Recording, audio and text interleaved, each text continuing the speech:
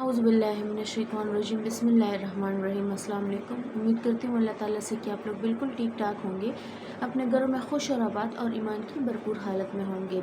अच्छा ताला पिछले मैंने कुछ डेज़ में एक वीडियो शेयर की थी दरूद इब्राहिमी की मन्नत की, लेकिन उसके बहुत से सवालात आपके माइंड में आ रहे थे। कुछ लोग बहुत गलतियाँ भी कर रहे थे जो बार बार मैसेजेस करके पूछते हैं। एक तो ये कि वीडियो मन्नत वाली पूरी देखा करें, उसमें मैंने डिटेल्स बता दी होती है। आप बार बार मैसेज करके पूछते हैं कि तरीका क्या है, नफ़ल क्या है, नियत कैसे करें, नफ़ल पढ़ना ज़रूरी है। और दूसरा ये कि कुछ लोगों के मैसेजेस आ रहे थे कि दरूद इब्राहिमी की मन्नत हमने मान ली है, लेकिन ड्यूरेशन ज़रूरी है कि बस उसी दिन जो मन्नत नियत की है उसी दिन में हमने पूरा करना ज़रूरी है। और दूसरा ये कि कुछ लोगों ने 1.25 लाख करोड़ों की तादाद में मन्नत मानी हुई है, लेकिन अब वो पूरा नहीं कर पा रहे। तो इस सिचुएशन में उनको क्या करना चाहिए?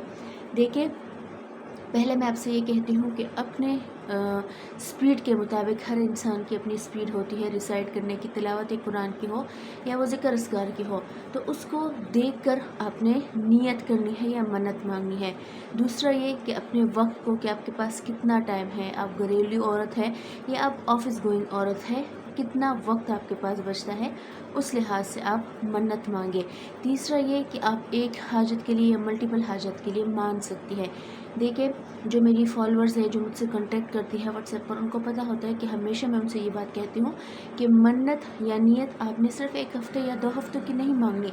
बेशक आपकी हाजत पूरी भी हो जाए, आपने नियत 1 हफ़्ते की है, हज़ारों की है, लाखों की है, लेकिन ये शेड्यूल आपका लाइफ पूरी ज़िंदगी का होना चाहिए कि बेशक आपने दरूद इब्राहिमी शुरू तो एक हाजत के लिए किया था, मगर आप उससे लुत्फ़अंदोज़ हो रहे हो, आप उससे मज़ा ले रहे हो, तो ये चीज़ आपकी सारी ज़िंदगी नहीं छूटनी चाहिए। बेशक आप कम पढ़े, 50 पढ़ ले, 100 पढ़ ले, लेकिन ऐसा पढ़े कि वहाँ जिस पर आप सलाम भेज रहे हो वो उससे लुत्फ़अंदोज़ हो और आपकी ज़िंदगी संवर जाए।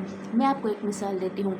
एक जगह तोड़ा फल है मगर रसीला है, ताज़ा है, खुशबूदार है।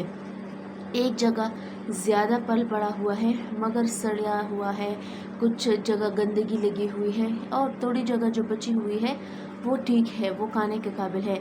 तो आप कौन सा पल खाएंगे? ज़्यादा जो कि गंदगी जिस पर लगी हुई है, जिस पे कूड़ा लगा हुआ है, या वो जो कम है मगर रसीला है, फ्रेश है, देखने में ही आपको मज़ा आ रहा है?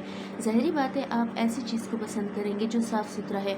वैसे ही मिसाल हमारी इबादत की है। अगर आप ज़्यादा इबादत करते हैं लेकिन मज़ा नहीं आता आपको, आप जल्दी जल्दी पढ़ते हैं, ख़ुद भी बेसुकून होते हैं, तो क्या वो सुकून देगा उसको जो जिसके लिए आप इबादत कर रहे हैं? हमेशा ये बात याद रखिएगा कि थोड़ा खाए मगर अच्छा खाए, थोड़ी इबादत करे, थोड़ा ज़िक्र करे, मगर ऐसा ज़िक्र करे है कि वहाँ जिसके लिए आप इबादत कर रहे हैं, जिसको सलाम भेज रहे हैं, उसको रिसीव करने में मज़ा आए और उस सलाम के बदले हमारी ज़िंदगियाँ संवर जाए, तो कितना ही मज़ा आएगा। दूसरी बात आप ये कह रहे थे कि एक हाजत के लिए या मल्टीपल हाजत के लिए।